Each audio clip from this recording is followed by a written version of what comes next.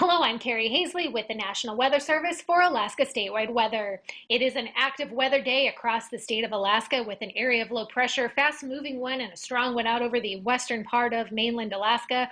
Frontal system associated with that is pushing its way across south central Alaska and then also pushing its way up into the Seward Peninsula as we go through the day on Thursday, and it's spreading widespread rain, some snow up at extreme higher elevations along the Alaska Range and the Wrangell St. Elias, and then gusty winds across much of south central Alaska and then all through the Alaska Range passes where we continue to have a wind advisory out.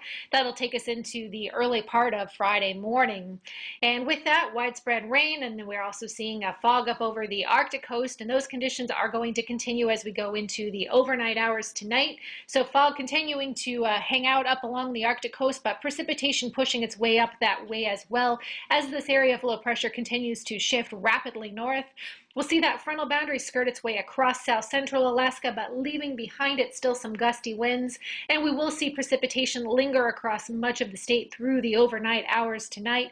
Also widespread shower activity out along the Aleutians, still impacting Kodiak Island. And then shower activity pushing its way into the Panhandle by the time we get into the overnight hours tonight. We'll see snow up over the Brooks Range with the cooler temperatures up there.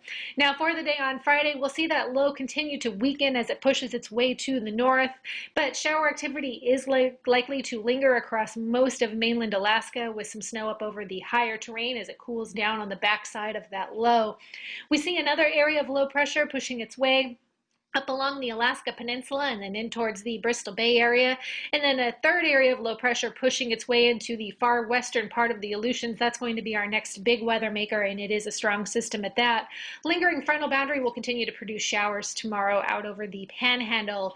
Now for the day on Saturday, we see a very strong low, a 977 low, pushing its way into the far western part of the Aleutians, bringing with it gusty winds and another shot of wind and rain for a lot of places in the Aleutian area.